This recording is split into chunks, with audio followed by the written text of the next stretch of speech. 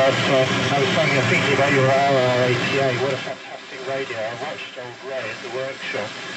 He suddenly became, I couldn't believe, I think they weigh 7 stone. It's about 98 pounds. You will know the weight of them. I've had twiddle the dial on them, but my God, you have to be an enthusiast to get that going. Did you have to do much work on your AR88, or was it a runner when you got it from G4 now? Yeah, G4 NOW M0JCF. Well, I've had several AR88s over the years, Dave. This is the 4th one that I've owned. Now, I've had 2. I had one in the 70s, one in the 80s.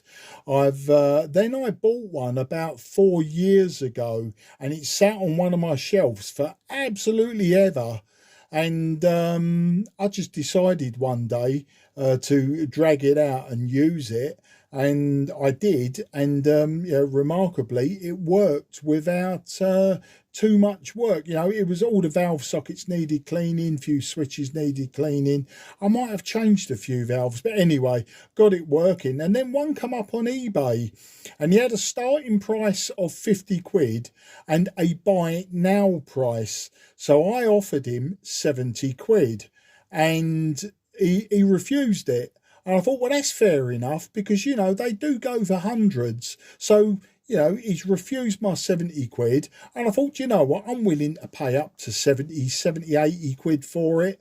And he left it on eBay, and no one bid on it. This one never had a case. That's right, it never had a case.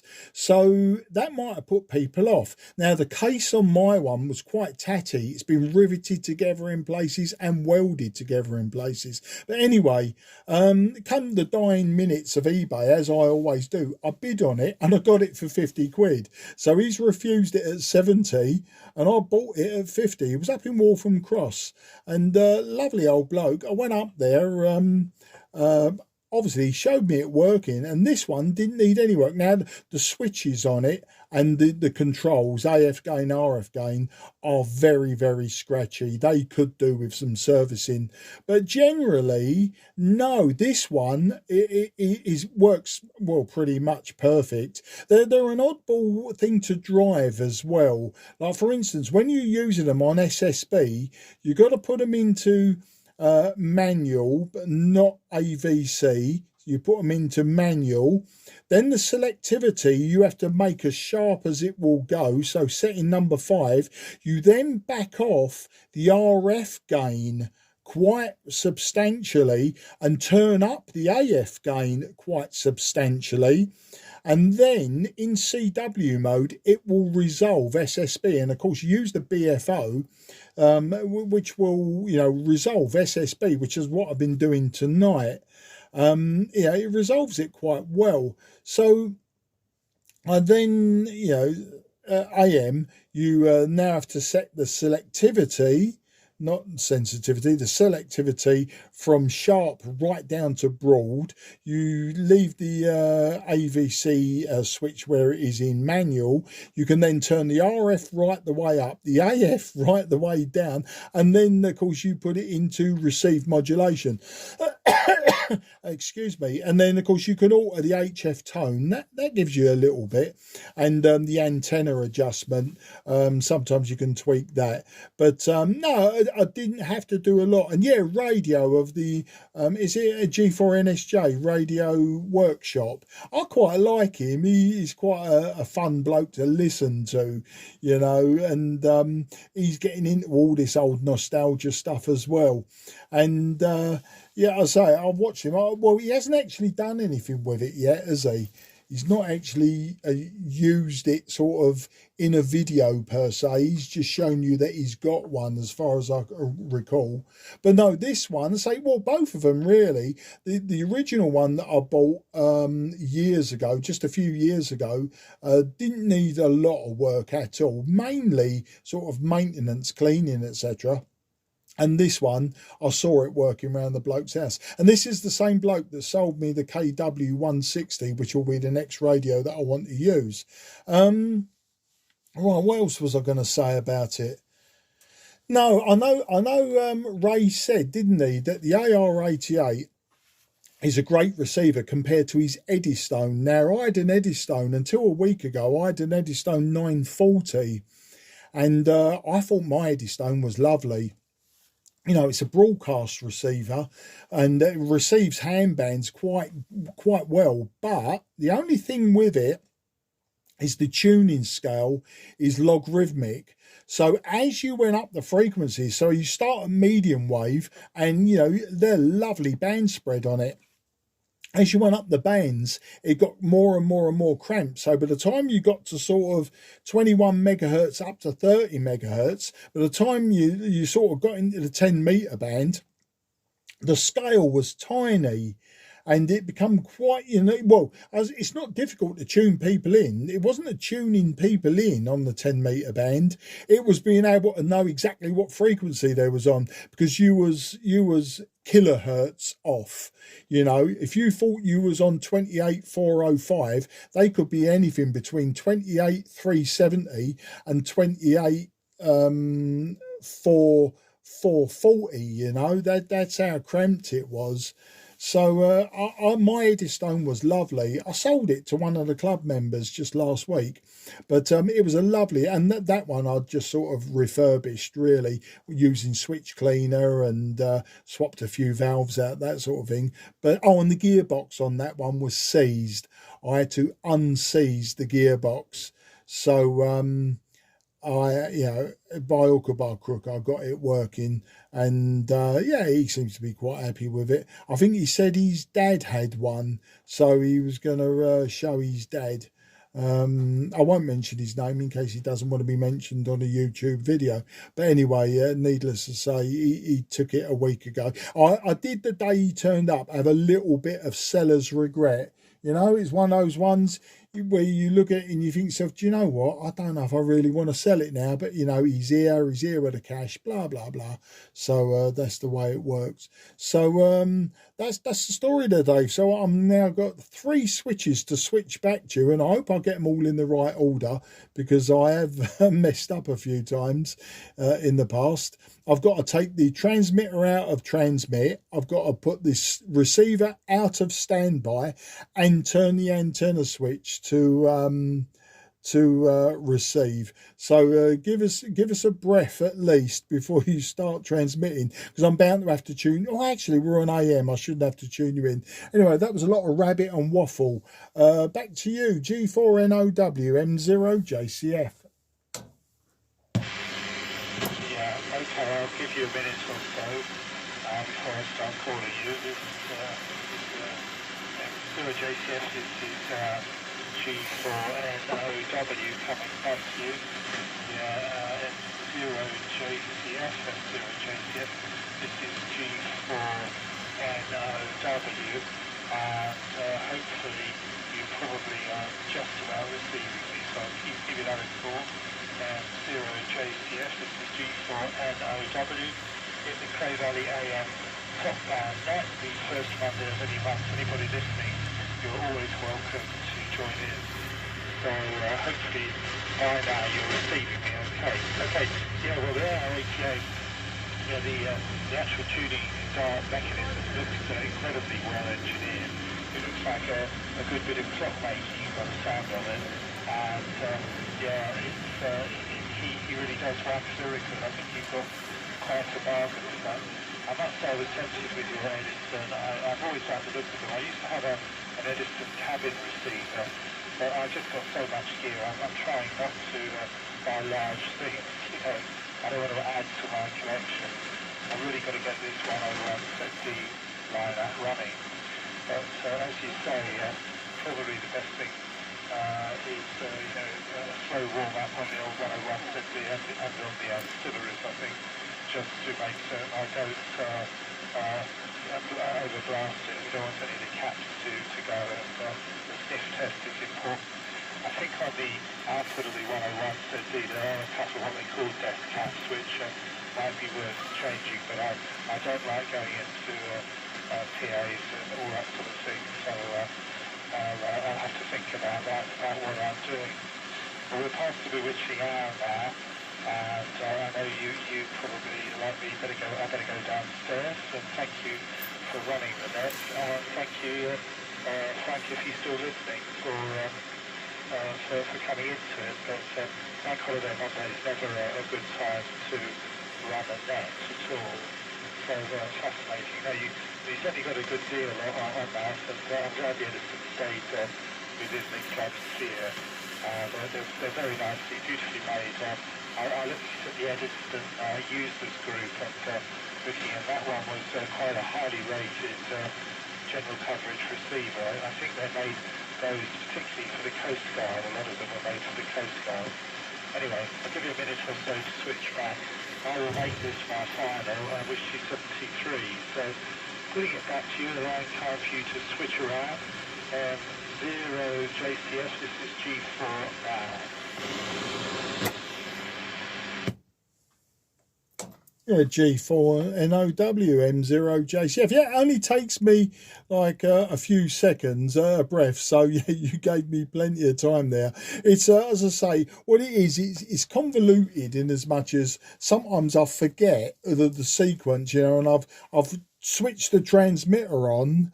And I'm still on the receiver, and I'm just always mindful that, you know, I'm now going to be possibly, but maybe, you know, sort of shoving watts directly into a receiver. Now, the AR88 can handle that. I mean, they're a government receiver, aren't they, the AR88, given to us World War II Lend-Lease by the Americans. And, you know, they were used primarily for listening to German stations.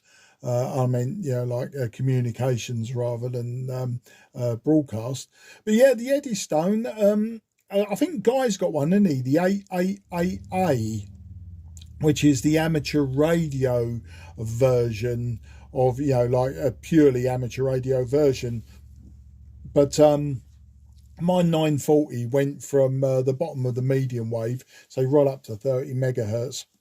And apart from it being difficult to resolve the actual frequency up at the top end, you know, it was lovely receiver. It sounded fantastic. Oh, it had a great audio on it.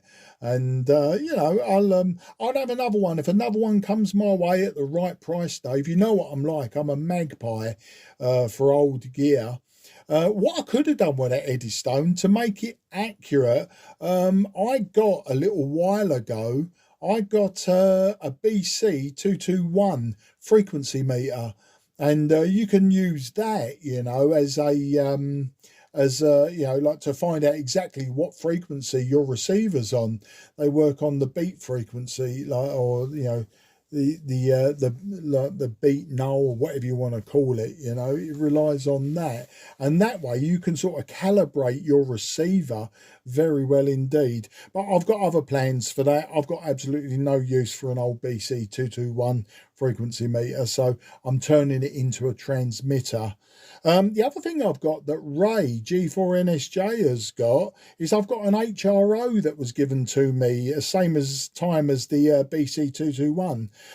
It's a lovely HRO, and it's got 6 plug-in coil packs. So not only have I got the receiver, which is complete, I actually got the complete set of coil packs as well, which is a rarity in itself. So I'll be looking forward to getting that working at some point. It does look a bit rough, I've got to say. The last time it was used, 1959, and I know that because the chap who gave it to me, his late father was a ZS6, so he was South African, and stuffed in the radio to keep everything from rattling around during transportation from South Africa to the UK was newspapers, screwed up balls of newspaper, and they were all from 1959. I forget the date, but I know I had to read through adverts and stuff like that. They're very yellow and very delicate. They were, you know, like as I unfolded them, they were literally falling apart, almost like burnt paper. So that radio had been shipped from South Africa in 1959 because he said he came over to England about like late 50s, 1960. And of course, it had never been used because it had, it was full up with all this rolled up newspaper. So that was quite an exciting gift. And as I say, it's one that's more of a long-term project. Now I've got the Eddystone out of the way, and now I've got a working AR88. I suppose the next receiver I will be working on will be the HRO. But once again, they're another one that doesn't have a frequency readout. They've got diagrams on fronts of the coil packs, so they're like a graph, and you work out from the numbers on the dial, and then you tally that up with the graph, the numbers on the graph on the coil pack, and that gives you the frequency that you're on. And I would suspect that's why he had the BC 221, was to give himself an electronic readout of what frequency the HRO was on. But yeah, all very interesting, very interesting. Well, Dave, I really appreciate you and Frank coming on the net. It's really nice, and the thing is, these old radios, they don't get enough use, for the size of them, the space they take up, and everything else. They really don't get enough use, so it's quite sad. So I'm very pleased to be getting on these nets. I have started a group. I don't know if I added you to the group, but there's a WhatsApp group I started called AT5. I know that me, Guy, David, Laurie, and anyone else that I knew had an AT5, I added them to it. So if you're not added to it and you'd like to be, then there's absolutely no problem. What I wanted to do was keep all of my QRM off of the club WhatsApp, because there's a lot of people on that WhatsApp group who probably have got zero interest in top band AM. So so I created that group. And what I mooted, and whether it's going to happen or not, I don't know. But I've said about an AT5 exclusive net once a month, so not just 160 meters, because they do 80 meters as well, so we can play it by ear. Because the other thing I wanted to do tonight as well, if there'd have been more people on, was I've made a couple of homemade crystal microphones, and I know from listening to myself on the AR88, they're not as good as this ACOS microphone that I'm using, but I've made myself a couple of crystal microphones, and that was going to be the other thing I was going to do if there was more of us on, was plug them in and see how they sound, just for the pure fun of it, because I can. But that can wait for another month. That's no problem. So I'm going to wish you very best 73. The crystal filter, as I say, no problem whatsoever. I can either drop it round to you at some point, or I can wait until the next club meeting. I've got no problems with that. I'm in no rush to grab the money, and it's more of a case of, are you in a rush to get this crystal filter and get it soldered in? On that note, I'll say best 73 to you and Frank again, and I'm sure we'll cross paths before the next meeting anyway, somehow, somewhere, some why, some who. But rabbit, G4NOW, M0JCF, 3 seconds to switch back. JCF G4NOW, we're all copied. It'll be interesting with those crystal mics, fascinating stuff. The HRO, I watched old Ray looking at them. I have seen somebody operate one before. I love the idea you've got to sort of write down the frequency, you sort of look it up to make certain you know what you're actually listening to. But that'll be a good presentation. Do you realise in 1959, in January, I took my 11 plus, and in September 59, I started at grammar school. So, oh dear, that makes me feel old when you tell stories like that. But that's fascinating. The HRO will be a very, very interesting job. It could be on the 85. Strangely enough, I gave all my Codar equipment to Guy. He didn't have any. And one day he said, I don't have a Codar. I said, really? He said, no. I said, well, really? Anyway, I went home, put it all in a bag, and I got everything. It was the match, he's got it, tuned up to the max. It was beyond my ken to really get it going, and I thought, excellent, it's with somebody who's going to use it. So I remember seeing the AT5 launched, and I must have been about 9 years old. It was exactly, so we talked about 1967. It was like a model engineering show for some reason, Codar hunting, and there were crowds because it was miniaturized. People hadn't seen anything like it. It was beyond comprehension. I've even given Graham a top band to Winston on the back of his Triumph Herald, and he's got the original car switching device. I think it had some sort of vibrator, and you would power it from that. He's threatening to use it to go out on the road with, but who knows? But well done. If you fancy a coffee or a cup of tea sometime, you're more than welcome to come round. Give me the heads up. I'm around most days except Thursdays. I don't need resources, but come and have a look at all my old crap here. A lot of it's not wise. A lot of stuff here. I've got too much stuff. We've all got suffocation. On that note, I wish you 73. Thanks for a good net, and God bless, and I'll see you whenever. Give us a shout if you fancy coffee or tea. As I say, I understand why you might not be active at every Cray Valley event. Anyway, God bless. See you soon. This is G4NOWNS signing off with M0 JTF and wishing you a very good evening. Yeah, thanks, Dave, and just passing comments, really. The AT5, with this particular one I'm using, I rewired completely. The only thing that's wrong with it, it doesn't do 80 meters at the moment, and it's possible that I never wired the switch up, but Guy did say that the band switch does fail regularly, so that'd be something I'll look into. I had 3 of them. I've sold the other 2. Dave WDT bought one off me, and Sam over the back of me, he bought one as well. So I know Dave's been using his. Not too sure on Sam. I haven't spoke to Sam for some time now. Hope he's okay. Right then, I will close the net down, and all very interesting considering there was 2.5 of us on it. It's always good fun. I managed to indulge my little passion of using my old battleships on top band. The top band net is now closing for Cray Valley Radio Society in the southeast of London. This frequency is now clear for use. This frequency is clear for use. Thank you to any shortwave listeners or anyone who tried to break in but couldn't do. It was much appreciated. QSL cards can be taken from me if you heard me and you just get my email address off of QRZ, and I only email QSL cards, so it can be done if you'd like one as a shortwave listener.